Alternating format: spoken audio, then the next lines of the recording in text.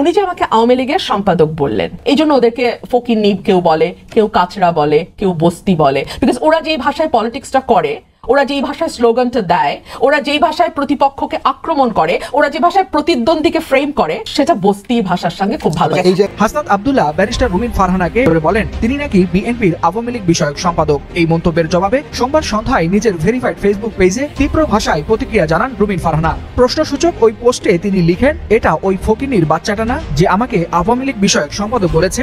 সঙ্গে যুক্ত করেন হাসনাত আব্দুল্লাহর আওয়ামী লীগ ও ছাত্রলীগের সঙ্গে সংশ্লিষ্টতার বিভিন্ন ছবি। বিএনপির আওয়ামী লীগ বিষয়ক সম্পাদক যারা রয়েছেন তাদের মধ্যে অন্যতম রুমিন ফারহানা। বিএনপি আওয়ামী লীগ বিষয়ক সম্পাদক রুমিন ফারহানা হাসনাত আব্দুল্লাহর এমন মন্তব্যে তীব্র ক্ষোভ প্রকাশ করে হাসনাতের কিছু ছবি ফেসবুকে পোস্ট দিয়ে রুমিন ফারহানা লিখেন, এটা কি সেই ফকিন্নির বাচ্চাটা না যে আমাকে আওয়ামী লীগ বিষয়ক সম্পাদক বলেছিল।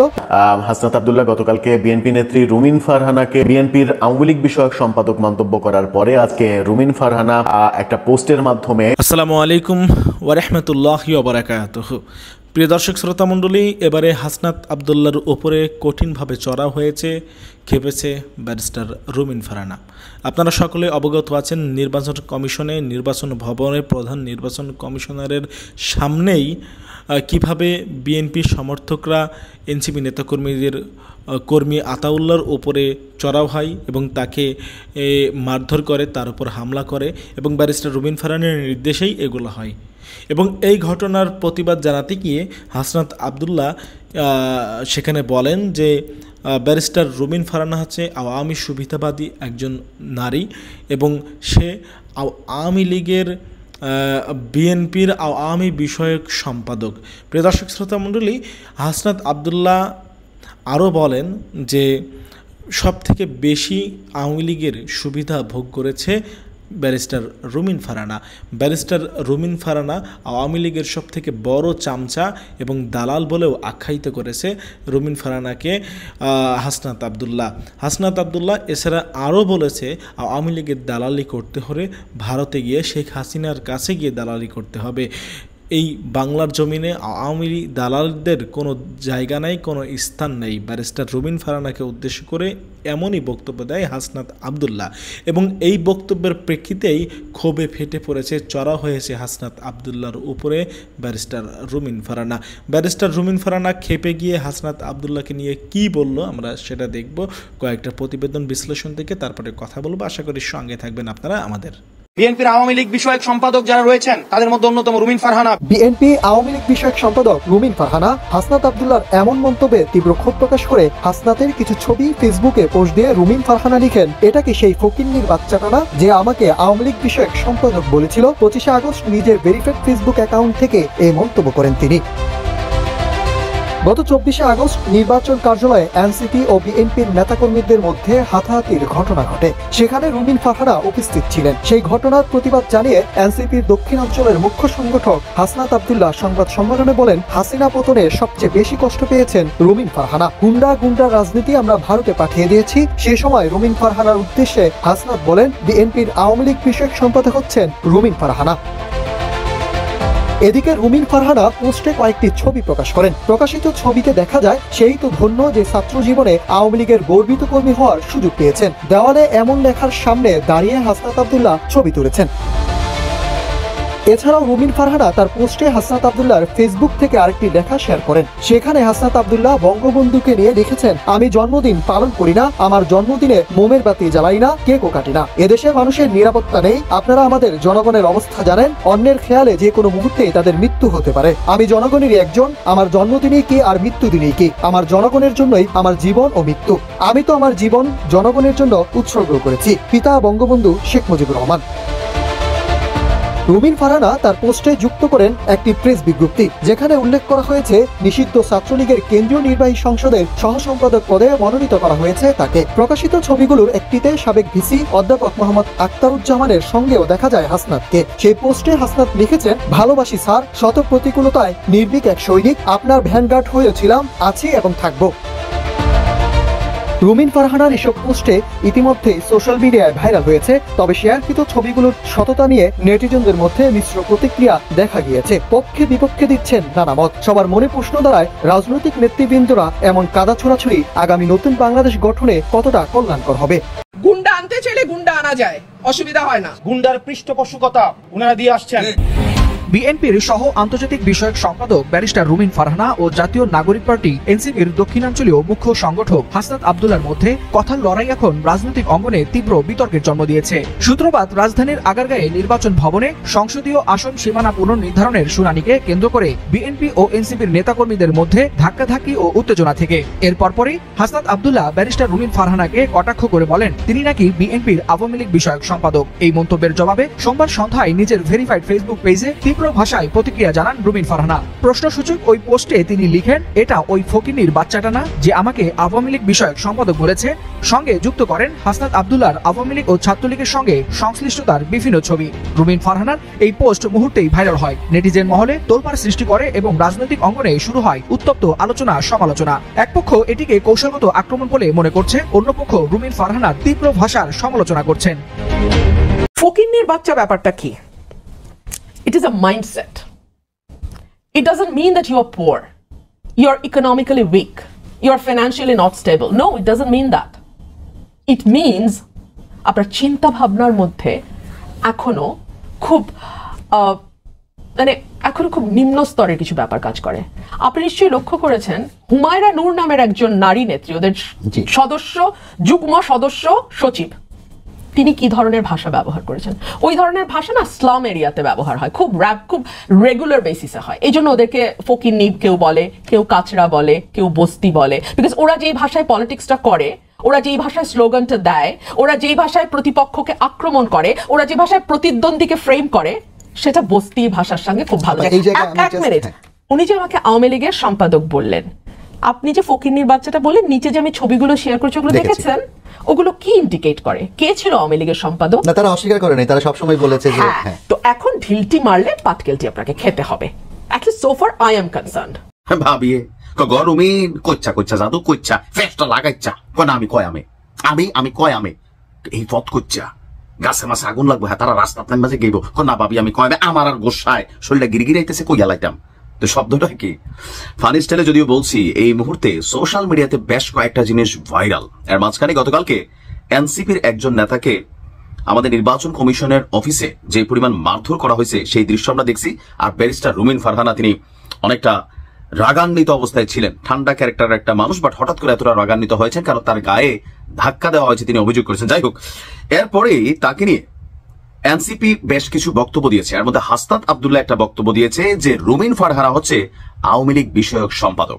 আর আজকে হাসনাত আব্দুল্লাহর ছবি শেয়ার করে রুমিন ফারহানা স্ট্যাটাস দিয়েছেন, এটা ওই ফকিন্নির বাচ্চাটা না যে আমাকে আওয়ামী লীগ বিষয়ক সম্পাদক বলেছে। বিষয়টা হচ্ছে কি, রেগে গেলেন তো হেরে গেলেন। এখন রুমিন ফারহানার কাছ থেকে এই ওয়ার্ডটা শুনে আওয়ামী লীগের নেতাকর্মীরা অথবা বিএনপির নেতাকর্মীরাও ব্যাপক বিনোদন পেয়েছে, কিন্তু এনসিপির নেতাকর্মীরা তারা কিন্তু ক্ষিপ্ত হয়েছে। বেশ কয়েকটা ছবি শেয়ার করেছেন রুমিন ফারহানা, আমরাও ছবিগুলো আপনাদেরকে দেখাচ্ছি বা দেখছি ইতিমধ্যেই। হাসনাত আব্দুল্লাহ বা সার্জিস আলম সম্পর্কে আমরা জানতাম যে তারা একসময় ছাত্রলীগ এবং আওয়ামী লীগের খুব কাছের লোক ছিল তৎকালীন প্রেক্ষাপটে। সার্জিস তো আমার বঙ্গবন্ধু বলতে বলতে লোলমোল ফালাই দিছিল।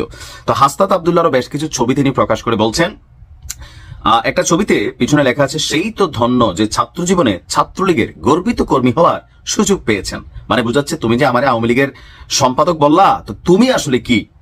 আচ্ছা, তারপর 18 মার্চ 2020 হাসনাত আব্দুল্লাহ দৈনিক ইত্তেফাক পত্রিকায় বঙ্গবন্ধুকে নিয়ে তার ভাবনা বিষয়ক একটা লেখা লিখেছিলেন, তারুণ্যের চোখে বঙ্গবন্ধু। কিন্তু আজকে এই 15 আগস্টে আমরা আসলে দেখেছি যে কি ঘটেছে। 17 মার্চ 2020 হাসনাত আব্দুল্লাহ একটা স্ট্যাটাস ছিল, আমি জন্মদিন পালন করি না, আমি জন্মদিনে মোমের বাতি জ্বালি না, ক্যাকো কাটি না, এদেশের মানুষের নিরাপত্তা নাই। আপনারা আমাদের জনগণের অবস্থা জানেন, অন্যের খেয়ালে যে কোনো মুহূর্তে তাদের মৃত্যু হতে পারে। আমি জনগণেরই একজন, আমার জন্মদিনই কি আর মৃত্যুদিনই কি, আমার জনগণের জন্য আমার জীবন ও মৃত্যু। আমি তো আমার জীবন জনগণের জন্য উৎসর্গ করেছি, পিতা বঙ্গবন্ধু শেখ মুজিবুর রহমান। 12 মার্চ 2019 হাসনাত আব্দুল্লাহর আরো একটা ছবি তিনি প্রকাশ করেছেন, সেখানে সম্ভবত ভিসির সাথে একটা ছবি, ভালোবাসি স্যার, শত প্রতিকূলতায় নির্ভীক এক সৈনিক, আপনার ভ্যানগার্ড হয়েছিলাম, আছি এবং থাকবো।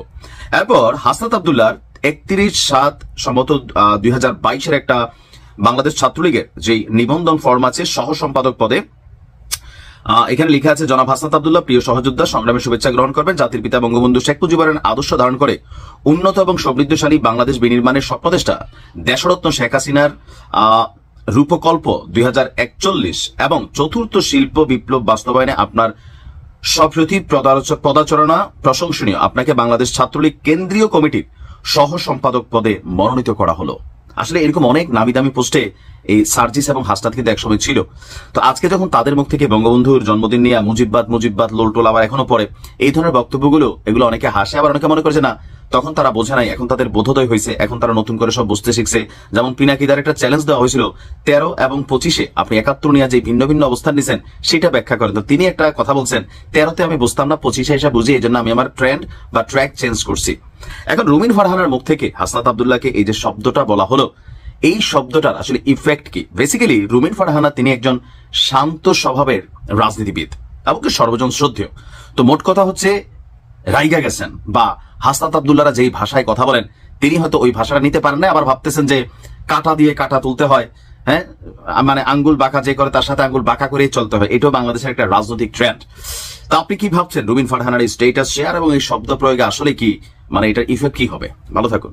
দর্শক, এনসিপি নেতা হাসনাত আব্দুল্লাহ, এনসিপির বেশ প্রভাবশালী নেতা হাসনাত আব্দুল্লাহ গতকালকে বিএনপি নেত্রী রুমিন ফারহানাকে মানে বিএনপির আওয়ামী লীগ বিষয়ক সম্পাদক মন্তব্য করার পরে আজকে রুমিন ফারহানা একটা পোস্টের মাধ্যমে হাসনাত আব্দুল্লাহ যে ছাত্রলীগের বেশ বড় নেতা হিসেবে দায়িত্ব পেয়েছিলেন এবং দায়িত্ব নিয়েছিলেন, তাকে দায়িত্ব দেয়া হয়েছিল, সেরকম একটা চিঠি ফাঁস করেছেন। সেখানে জানা যাচ্ছে যে হাসনাত আব্দুল্লাহ সহ সম্পাদক হিসেবে দায়িত্ব পেয়েছিলেন 2022 সালে। রুমিন ফারহানার এই তথ্যটা সঠিক কিনা, রুমিন ফারহানা যে চিঠিটা, ছাত্রলীগের যে চিঠিটা ফেসবুকে পোস্ট করেছেন, সেই চিঠিটা যদি সত্য হয় তাহলে হাসনাত আব্দুল্লাহ সার্জিস আলমের চাইতে অনেক বড় জায়গায় ছিলেন ছাত্রলীগের মধ্যে, যেটা হাসনাত আব্দুল্লাহ বহুবার অস্বীকার করার চেষ্টা করেছেন। চিঠির সাথে আরও কিছু পোস্টও যুক্ত করেছেন রুমিন ফারহানা। সেখানেই প্রশ্ন উঠেছে যে তাহলে কি সত্যি সত্যি ছাত্রলীগের নেতা ছিলেন হাসনাত আব্দুল্লাহ, যিনি কিনা এখন মুজিববাদের কবর রচনা করার জন্য উঠে পড়ে লেগেছেন এবং যে কোনো প্রসঙ্গে আওয়ামী লীগের বিরুদ্ধে কথা বলতে পারলেই যেন এক ধরনের মানে ভালো লাগা কাজ করে, তার ভিতরে অতিরিক্ত ভালো লাগা কাজ করে, যে ব্যাপারটা বহুভাবে সমালোচিতও হয়। কি আসলে ভেতরের রহস্য একটু বোঝার চেষ্টা করব সেই চিঠিটা এবং অন্যান্য ছবি নিয়ে যে পোস্ট করেছেন রুমিন ফারহানা। দর্শক, বলছিলাম এনসিপি নেতা হাসনাত আব্দুল্লাহ ছাত্রলীগের বড় নেতা ছিলেন কিনা। আমরা দেখতে পাচ্ছি যে রুমিন ফারহানা একটা ফেসবুক পোস্ট করেছেন, সেই ফেসবুক পোস্টটাতে হাসনাত আব্দুল্লাহকে বেশ অরুচিপূর্ণ ভাষায় সম্বোধন করেছেন, সেটা বলতে চায় না। ফেসবুক পোস্টের স্ক্রিনশটটা আপনারা দেখে নিন। সেই স্ক্রিনশটেই দেখা যাচ্ছে যে হাসনাত আব্দুল্লাহকে লক্ষ্য করে তিনি বলেছেন, সেখানে বেশ কয়েকটা ছবি ব্যবহার করেছেন। অন্য ছবিগুলোর ব্যাপারে পরে আসছি, প্রথমে শেষে যে ছবিটা ব্যবহার করেছেন সেটা নিয়ে কথা বলি। সেখানে ছাত্রলীগের একটা চিঠি ইস্যু করা হাসনাত আব্দুল্লাহকে উদ্দেশ্য করে, সেই চিঠিটার তারিখ হচ্ছে 31/7/2022, অর্থাৎ জুলাই মাসের 2022-এর 31শে জুলাই এই চিঠিটা ইস্যু করা। সেই চিঠিতে হাসনাত আব্দুল্লাহকে উদ্দেশ্য করে সেই চিঠিটা দিয়েছিলেন তৎকালীন ছাত্রলীগের সভাপতি এবং সেক্রেটারি নাহিন খান জয় এবং লেখক ভট্টাচার্য। সেই চিঠিতে লেখা হয়েছিল, জনাব হাসনাত আব্দুল্লাহ প্রিয় সহযোদ্ধা, সংগ্রামী শুভেচ্ছা গ্রহণ করবেন। তাকে প্রিয় সহযোদ্ধা হিসেবে সম্বোধন করা হয়েছে।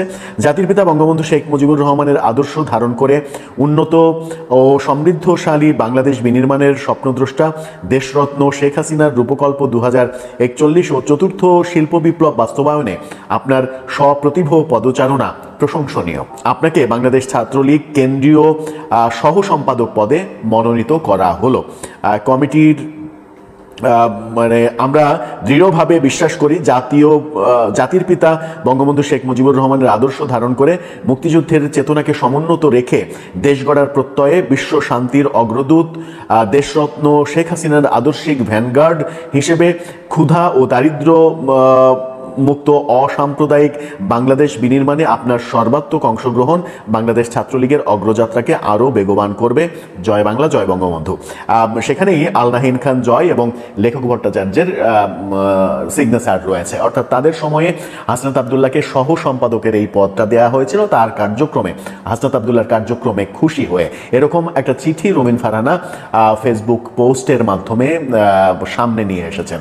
যদি চিঠিটা সত্যি হয় তাহলে এখন কি দাঁড়ালো? এখন দাঁড়ালো যে হাসনাত আব্দুল্লাহ ছাত্রলীগের বড় নেতা ছিলেন। পাশাপাশি রুমিন ফারহানা আরও বেশ কিছু ছবি সামনে নিয়ে এসেছেন। ছবিগুলো আপনারা এক এক করে দেখুন। আমি বলি ছবি সম্পর্কে। একটা ছবিতে দেখা যাচ্ছে একটা দেয়ালের সামনে হাসনাত আব্দুল্লাহ দাঁড়িয়ে, দেয়ালে লেখা, সেই তো ধন্য যে ছাত্র জীবনে ছাত্রলীগের গর্বিত কর্মী হওয়ার সুযোগ পেয়েছেন। এরপরের আর একটা পোস্ট হাসনাত আব্দুল্লাহ দিয়েছেন, যেটা 2020 সালের মানে যে 17ই মার্চ বঙ্গবন্ধুর জন্মদিন, জন্ম শতবর্ষ, সেই জন্ম শতবর্ষী ইত্তেফাকের বিশেষ তারুণ্যের চোখে বঙ্গবন্ধু যে বিশেষ করপত্র, সেই করপত্রে হাসনাত আব্দুল্লাহ বঙ্গবন্ধুকে নিয়ে লিখেছিলেন এবং সেই ইত্তেফাকের পুরো পেজটা পোস্ট করেছিলেন হাসনাত আব্দুল্লাহ। সেখানে লিখেছেন, আজকের ইত্তেফাক পত্রিকায় বঙ্গবন্ধুকে নিয়ে আমার ভাবনা। এরপরে আরেকটা পোস্ট হাসনাত আব্দুল্লাহর সেখানে দিয়েছে বঙ্গবন্ধুর জন্মদিন উপলক্ষে 2020 সালের 17ই মার্চ।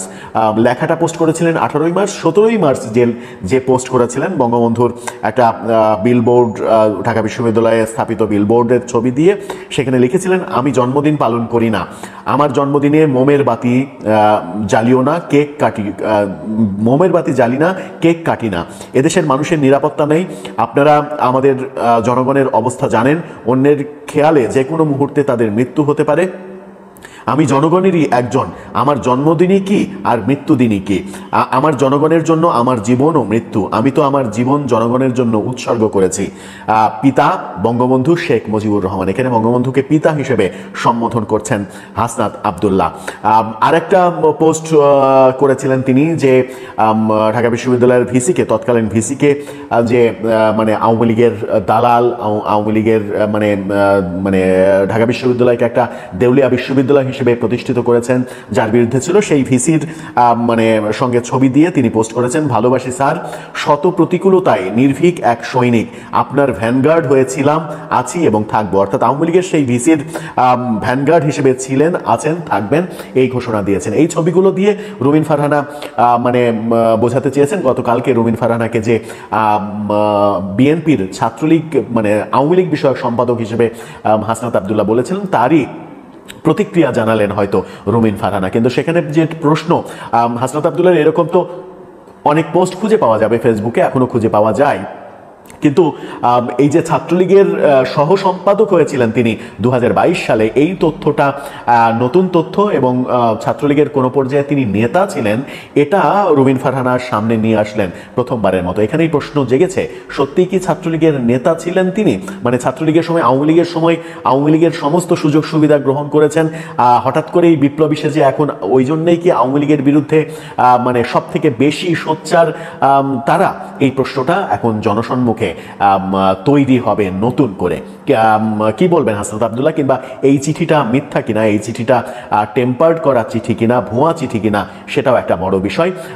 সব মিলে সময়ই হয়তো প্রমাণ করবে যে ব্যাপারটা কোন দিকে গড়াচ্ছে। দর্শক, আপনার কি মনে হয়?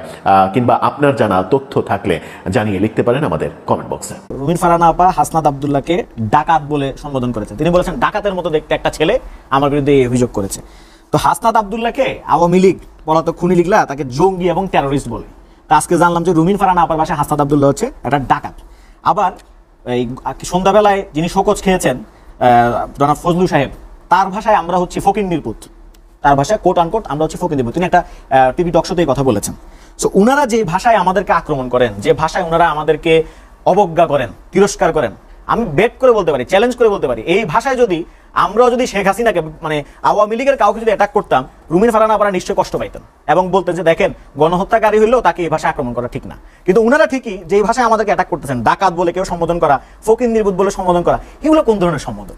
ওনারা মনে করতে পারেন যে ওনারা এখনো 90 সালে আছেন, 90 সালের মতো ওনারা এইভাবে এই আমাদের বিরুদ্ধে কামান দাগাবেন, এরে দেখে নিব, ওরে শেষ করে দিব, ওরে হুঁশিয়ারি দিলাম, ঠিক আছে, এগুলা বলে না পূর্বতন রাজনৈতিক বন্দোবস্ত, এগুলো বলে ওই সময়কার জেনারেশনে হয়তো একটা ইম্প্যাক্ট ফেলা যেত। বর্তমান যে জেনারেশন, জেন জি জেনারেশনে এগুলো বলে কোনো ইম্প্যাক্ট ফেলা যাবে না, বরং ওনারা ওনাদের ভোটই কাটবেন, আর কিছুই করবেন না। তো হামলার বিষয়টাকে আমার মনে হচ্ছে সায়ন্ত ভাই একটু হয়তো অত সিরিয়াসলি নেন নাই, কিন্তু আমার কথা হচ্ছে আন্ডার সিসিটিভি সার্ভেলেন্স যদি এই হামলাটা হইতে পারে, তাহলে যেখানে সিসিটিভি সার্ভেলেন্স নাই সেখানে কি হতে পারে, এটা আমার কনসার্নের জায়গা ছিল আর কি। আর যেটা আপনি প্রশ্ন করেছেন যে নির্বাচনের ব্যাপারে আমাদের অবস্থান কি, আমরা বারবার বলেছি আমরা গণপরিষদ নির্বাচনের কথা বলেছি, একদম সেই 5ই আগস্টের পর থেকে যখন আমরা জাতীয় নাগরিক কমিটি গঠন করেছি, আমরা যখন বৈষম্য বিরোধী ছাত্র আন্দোলন ছিলাম, আমরা কিন্তু কনসিস্টেন্টলি এই পজিশনে, এই পলিটিক্যাল লাইনে আমরা এখন পর্যন্ত বলবৎ আছি। আমাদের কেন গণপরিষদ নির্বাচনের কথা বলা, তার একটা যুক্তি আছে, সেটা হচ্ছে আমরা যে জাতীয় ঐক্যমত কমিশনের আলাপ আলোচনার ভিত্তিতে একটা জুলাই সনদে পৌঁছাতে যাচ্ছি, সেই সনদটা বাস্তবায়ন করার মেকানিজম হিসাবে আমরা গণপরিষদ নির্বাচনের কথা বলছি। আমরা নির্বাচিত সরকারের উপর আস্থা রাখতে চাচ্ছি না, কারণ নির্বাচিত সরকার আসলে তিনি যেটা বাস্তবায়ন করবেন তার কোনো গ্যারান্টি নাই। সেটা আরেকটা 3 দলের যে 3 জোটের যে রূপরেখা ছিল, আমরা এরশাদ পরবর্তী সময় দেখেছিলাম, সেটাতে পর্যবসিত হতে পারে। ফলে সেই আস্থা না রাখার কারণেই আমরা বলছি এটাকে একটা অথরিটেটিভ জায়গায় এখনই নিয়ে যেতে হবে এবং সেই জুলাই সনদের ভিত্তিতে নির্বাচনটা হতে হবে। এখন জুলাই সনদটাকে বাস্তবায়ন করার জন্য আপনার হাতে মোটা দাগে 2টা অপশন আছে, হয় আপনি গণপরিষদের দিকে যাইতে পারেন, নাহলে আপনি গণভোটের দিকে যাইতে পারেন। এখন সংসদ নির্বাচনের মাধ্যমে তো আপনি জুলাই সনদ বাস্তবায়ন করতে পারেন না, কারণ জুলাই সনদের যেই ধরনের কথাবার্তা লেখা আছে, অর্থাৎ সংবিধানের মধ্যে যেই সব মৌলিক পরিবর্তনের কথা বলা আছে, সেই সব জায়গায় তো আপনি সংসদ নির্বাচনের মাধ্যমে ওই পরিবর্তন আনতে পারবেন না, সেটার জন্য আপনাকে একদম রিরাইটিং করতে হবে, নিউ কনস্টিটিউশনে যাইতে হবে। তো সেই জায়গা থেকে আপনাকে গণপরিষদ নির্বাচন হলে, আমরা বলেছি, আগেও বলেছি, গণপরিষদ নির্বাচনটা 2 ভাবে ফাংশন করতে পারে। যে প্রথমে সে গণপরিষদ নির্বাচনের সদস্য হবে, নির্বাচিত সদস্য হয়ে সে সংবিধানটা রচনা করবে, পরবর্তীতে সে আইনসভার সদস্য হতে পারে, অর্থাৎ যেটাকে আমরা এখন সংসদ বলতেছি। তাহলে আমরা তো সেই ফর্মুলাটা দেখাচ্ছি, সেই ফর্মুলায় গলত কোথায়? যারা জাতীয় সংসদে জেতার, জাতীয় সংসদে 2/3 ভোট পাওয়ার প্রতিশ্রুতি ব্যক্ত করে বা যাদের সম্পূর্ণ কনফিডেন্সটা আছে, তাদের তো গণপরিষদ নির্বাচনে যাওয়ার ভয় পাওয়ার কোনো কথা নাই, তারা তো গণপরিষদ নির্বাচনে গেলেও তো তারা 2/3 ভোট পাবে। তাহলে সমস্যাটা কোথায়? আমরা তো নির্বাচনের বিরুদ্ধে না, এখানে জামাতের সাথে বা অন্যান্য ইসলামী অনেকগুলো ফ্রন্ট আছে, তাদের সাথে আমাদের পার্থক্য জায়গাটা হচ্ছে এখানে আমরা পিয়ার নিয়ে আমরা ওই কনসার্ন না, আমরা উচ্চকক্ষে পিয়ার চেয়েছি, বাট নিম্নকক্ষে পিয়ার বা এগুলো নিয়ে আমাদের কনসার্ন নাই। আমাদের কনসার্ন হচ্ছে আমরা গণপরিষদ নির্বাচনের কথা বলে আসছি সিন্স দ্য ভেরি বিগিনিং।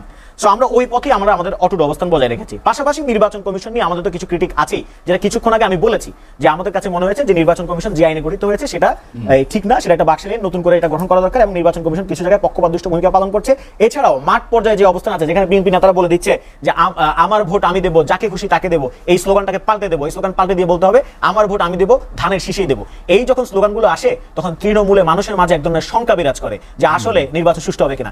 সেই ক্রিটিক জারি রাখা সত্ত্বে, সেই ক্রিটিকের সাথে সাথে আমরা এটা বলেছি আমরা গণপরিষদ নির্বাচন চাচ্ছি। গতকালকে নির্বাচন কমিশনে যে ঘটনা ঘটে গেল, সেখানে এনসিপি এবং বিএনপির তরফ থেকে রুমিন ফারহানা যার যার মতো করে বক্তব্য দিয়েছেন, কিন্তু রীতিমতো একটা হাতাহাতির মতো ঘটনা ঘটেছে খোদ নির্বাচন কমিশনের সামনে। এই ঘটনা কি আগামীতে যে নির্বাচনের চেষ্টা করা হচ্ছে, প্রতিশ্রুতি দেওয়া হচ্ছে, সেটার ব্যাপারে এক ধরনের খুব বড় ধরনের শঙ্কা তৈরি করছে না? পরস্পরের প্রতি যে সহনশীলতার কথা এতদিন ধরে বলছি, সেটার জায়গা কি আসলে মাঠে দেখা যাচ্ছে? ধন্যবাদ আপনাকে। আমি কি আগের কথার প্রশ্নটার একটু উত্তর দিয়ে আসতে পারি? আমি শুভেচ্ছা জানাচ্ছি আমার সম্মানিত সহ আলোচকদের এবং যারা শুনছেন তাদেরকে।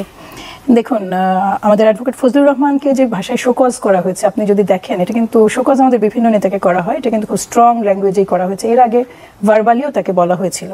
আর আরেকটা বিষয় হচ্ছে যে 5ই আগস্টের পরে রাজনীতির একটা গুণগত পরিবর্তন এসেছে এক্সপেকটেশনের জায়গায়। যারা শোনেন, যারা এটাতে অংশ নেন, তাদের অধিকাংশেরই, বিশেষ করে সমগ্র দেশের আমার কাছে মনে হয় আপামর জনসাধারণের, কোনো একটা সময় রাজনীতির এলিমেন্টস ছিল প্রচণ্ড অ্যাটাকিং। আপনি যেভাবেই কথা বলুন না কেন, আমরা যদি ফিরে যাই আগের সময়ে, আমি 15-17 বছরে, ভয়ঙ্কর ধরনের অভিযোগ, ভয়ঙ্কর ধরনের ব্যক্তিগত আক্রমণ, নোংরা কথা, এগুলো ছাড়া কিছু ছিল না। কিন্তু 5ই আগস্ট এই রিয়ালিটিটাতে আমরা অ্যাটলিস্ট সবাই চেয়েছি যে একটা ছেদ পড়ুক এবং এটা বন্ধ হয়ে যাক। কিন্তু মুশকিল হচ্ছে যে এই রাজনীতিতে সুদীর্ঘকালে যারা অভ্যস্ত ছিলেন বা অ্যাটাক্ট হয়েছেন, কিংবা তাদের হয়তো সুযোগ হয়নি সেই সময় ফিরে দেয়, 2-4 জনকে তো আমরা দেখি এবং দল সেটাতে যথেষ্ট পরিমাণে বিব্রতও হয়। সেটাতে দেখা যায় মৌখিকভাবে শোকজ করা হয়েছে। শুধু আমার দলের বিষয় বলে বলছি না, আমি আমার দলের বিষয়টা দায়িত্ব নিয়ে বলছি, বাট অন্যান্য জায়গাতেও যেটা আছে ওভারঅল রাজনীতিতে, মানে যেটা হয়েছে অন্যদের ক্ষেত্রে, তরুণ রাজনীতিবিদদের ক্ষেত্রে আপনার তাও কিছু ক্ষমা করে দেওয়ার সুযোগ আছে যে তারা রাজনীতিতে নতুন, ফলে তারা ভুল করছে। কিন্তু এই ক্ষেত্রে সিনিয়র একজন রাজনীতিবিদ হিসেবে তার দায়িত্ব অনেক অনেক বেশি।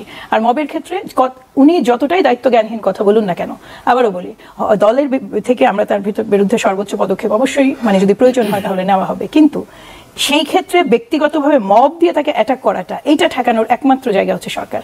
এটা আসলে আর কারো পক্ষে ঠেকানো সম্ভব না। মব এমন একটা জায়গায় পৌঁছেছে, মঞ্জুর আপনি মনে রাখবেন যে আপনার টকশোতে আমি আসলে কি নিয়ে কথা বলছি, আপনি যদি কোনোভাবে তর্কের হাইপোথেটিক্যালি ধরি যে আপনি ধর্ম নিয়ে একটা আলোচনা তুললেন, সেখানে একটা মতামত দেওয়ার জন্য আমারও কিন্তু বাড়ি ফিরে যাওয়াটা কঠিন হতে পারে, এবং আমার বাড়ির সামনে কিন্তু আমি আশঙ্কা করি যে এই ধরনের অনেক কিছুই সামনে আসতে পারে। অলরেডি আপনি যখন ফেসবুক স্ক্রল করেন, এমন কিছু কথা আমি আমার টকশোর কোনো কমেন্ট দেখি না। রিজন হলো এমন কিছু কমেন্ট ওখানে থাকে যে আনরিডেবল, এটা আমি আগেও বলেছি। তো এই বাস্তবতায় এইটাকে কিন্তু কন্ট্রোল করা দরকার। দেখুন, একটা মানুষ অত্যন্ত ন্যাক্কারজনক কথা বলছে, সেটা যদি মামলাযোগ্য হয়, সেটা যদি ব্লাসফেমি ধরনের অপরাধ হয়, তার বিরুদ্ধে মামলা করার সুযোগ আছে। আপনি মানুষজন নিয়ে তার বাসায় জড়ো হবেন, কাউকে হত্যার হুমকি দিবেন, আমি সেটার খুব তীব্র বিরোধী। এবং এই মানবিক মর্যাদাটুকু তিনি রাখতে পারেননি বলেই আপনি তার বাড়ির সামনে হাজির হয়ে গেলেন, তাহলে ডিফারেন্স থাকলো কি? এবার আসি আপনার প্রশ্নে। গতকালকের যে ঘটনাটা ঘটেছে, আর সবার মতো আমরাও কিন্তু ভিডিও ফুটেজ যেটুকু দেখা গেছে সেটা এটা প্রচন্ড রকমের অনাকাঙ্ক্ষিত একটা ঘটনা, কিন্তু যেখানে শুনানি হয়েছে সেই জায়গাটার সাথে মাঠের নির্বাচনকে মেলানোর আমি তেমন সুযোগ দেখি না। রিজন হলো যে এইখানে বিভিন্ন পক্ষের মানে দলের পক্ষ থেকে আইনজীবীরা কিংবা প্রার্থীরা নিজেরাই গেছেন এই শুনানিতে অংশ নিতে। এইটুকু শোভনীয়তা তো আমরা আমাদের এমপি প্রার্থীদের কাছে আশা করতেই পারি যে যতটাই বাত্যয় হোক না কেন, একজন আরেকজনের মতের সাথে হাতাহাতিতে অ্যাটলিস্ট তারা যাবেন না। বরং আপনি ভয় করুন, আমি যেটাতে ভয় করছি যে এর ফলে যে নির্বাচন হবে, নির্বাচনে যারা সাংসদ নির্বাচিত হবেন তারা কতটুকু নিজেদের কন্ট্রোল করতে পারবেন সংসদে। যে কারণ হচ্ছে নির্বাচনটা অনুষ্ঠিত হবে আইন শৃঙ্খলা রক্ষাকারী বাহিনীদের প্রত্যক্ষ উপস্থিতিতে, এবং এটা কিন্তু প্রপারলি ফাংশন করার কথা যদি এখানে জার্নালিস্ট এবং যারা ভিজিটার তাদের প্রপার পার্টিসিপেশন থাকে। সরকারের সদিচ্ছা থাকলে নির্বাচনটা সঠিক হবে। কিন্তু নির্বাচন কমিশনের ভেতরে যখন শুনানি অনুষ্ঠিত হয়েছে, সেখানে গেছেন কারা? তারা রেসপেক্টেবল পারসন, এমন কেউ জাননি যে এখানে মানে যেটাতে এ ধরনের ঘটনা একটা ঘটতে পারে। এই ঘটনাটা প্রচন্ড রকম অনভিপ্রেত। আসলে কার দ্বারা এটা উদ্ভূত, যতটুকু আমি দেখেছি, ভিডিও যেটা দেখেছি, দেখুন মুখে কথা বলার সুযোগ যতক্ষণ আছে, হাতে তো আসলে দেওয়ার কিছু নেই। মুখের কথাটা তো একটা সীমা থাকার কথা। ধরুন রুমিন ফারহানার একটা মন্তব্য একটা টক শোতে দেখছিলাম, যেখানে তিনি হাসনাত আব্দুল্লাহর চেহারা নিয়ে মন্তব্য পর্যন্ত করছেন। এই যে সংস্কৃতিগুলো, এগুলো আসলে বিএনপি কিভাবে আসলে এই ধরনের কথাবার্তার ধরন নিয়ে, বিশেষ করে সামাজিক যোগাযোগ মাধ্যমে নেতারা যে ভাষায় কথা বলেন বা টক শোতে যা বলেন, সেটা কি আসলে দলের কোনো নিয়ন্ত্রণের মধ্যে থাকে কিনা? দলের তো অবশ্যই আমরা চেষ্টা করি, দল যেটা চেষ্টা করে ওভারঅল একটা মানে মোটামুটিভাবে যেন মডেস্ট ওয়েতেই কথাবার্তাগুলো বলা হয়। দেখুন, একটা দলের সর্বোচ্চ নীতি নির্ধারক যিনি বা যারা, আপনি যদি সম্মানিত ভারপ্রাপ্ত চেয়ারম্যানের কথা ভাবেন, আমাদের চেয়ারপারসনের কথা ভাবেন, আমাদের সেক্রেটারি জেনারেলের কথা ভাবেন, এই ধরনের গুরুত্বপূর্ণ পোস্টগুলোতে যে মানুষগুলো বসে আছেন, এবং ইভেন শহীদ প্রেসিডেন্ট জিয়াউর রহমানকে যদি আমরা ফলো করি, কোনো সুযোগই তো নাই আমাদের এই ধরনের উগ্র কথোপকথনের। কিন্তু এই দায়টা তো আসলে ব্যক্তিকে নিতে হবে। কিন্তু একটা সার্টেন টাইম পরে যেগুলো প্রকাশ্যে আসে, তার বাইরে অফিসিয়ালি মানে মৌখিকভাবে ভার্বালিও কিন্তু বলা হয় যে কেয়ারফুল হওয়ার জন্য, কথোপকথনের জন্য।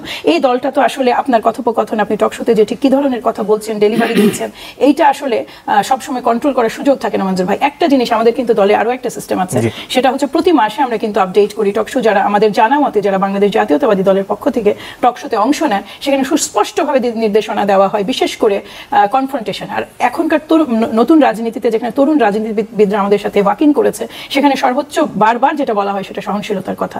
এখন ব্যক্তি হিসেবে ওগুলো সব অ্যাটেন্ড করার পরে, সব জানার পরে, যেই দল আমি ফলো করছি সেই দলের নেতৃত্বকে দেখার পরেও আমি যদি কোনো ব্যক্তিগত আক্রমণ বা এই জায়গাটায় মানে পার্সোনাল যেটাকে বলে, আপনি যেটা বলেন চেহারা নিয়ে কথা বলা, আমি যদিও এটা শুনিনি, কিন্তু এর চেয়ে তো আসলে কটু কথা আর কি। সম্মানিত বন্ধুগণ, দর্শক শ্রোতা, আপনারা দেখতে পারলেন ব্যক্তিগত মতামত অবশ্যই কমেন্টে লিখে জানাবেন আপনারা কি বলতে চান। হাসনাত আব্দুল্লাহর উপরে যে ব্যারিস্টার রুমিন ফারহানা চড়াও হয়েছে, খেপেছেন, এটা নিয়ে কি বলবেন? হাসনাত আব্দুল্লাহ কি এমন কথা বলেছে? তিনি তো সত্য কথা বলেছে। ব্যারিস্টার রুমিন ফারহানা যা করছে, যা করেছে, সে বিতর্কিত কাণ্ডের সমালোচনা করেছে হাসনাত আব্দুল্লাহ। এতে চড়া হওয়ার কি আছে? কারণ এর আগে আপনারা সকলেই জানেন যে ফ্ল্যাটের জন্য আবেদন করেছিল শেখ হাসিনার কাছে ব্যারিস্টার রুমিন ফারহানা, এবং ব্যারিস্টার রুমিন ফারহানা এমপি থাকা অবস্থায় তিনি সমস্ত সুযোগ সুবিধা ভোগ করেছে। এবং 5 আগস্টের পরে যদি আওয়ামী পুনর্বাসনের কথা কেউ বলে থাকে সবথেকে বেশি, তার মধ্যে ব্যারিস্টার রুমিন ফারহানা অন্যতম। এবং নির্বাচন কমিশনে যেই হামলা হয় এনসিপি নেতা আতাউল্লাহর উপরে, সেটারও নির্দেশনা দেন তিনি। তো সমস্ত কিছু বিবেচনা করলে তো হাসনাত আব্দুল্লাহর বক্তব্য সঠিক হয়ে যায়, তাই না? প্রিয় দর্শক শ্রোতা মণ্ডলী, জানাবেন হাসনাত আবদুল্লাহকে নিয়ে ব্যারিস্টার রুমিন ফারহানা যেই কথা বলেছেন বা যা বোঝাতে চেয়েছে সেটা নিয়ে আপনাদের ওপিনিয়ন, মতামত কি, আপনারা কি বলতে চান। ভালো থাকবেন। আজকের মতো এই পর্যন্ত বিদায় নিতে হচ্ছে আপনাদের কাছ থেকে। দেখা হবে অন্য কোনো এক ভিডিওতে। আল্লাহ হাফেজ।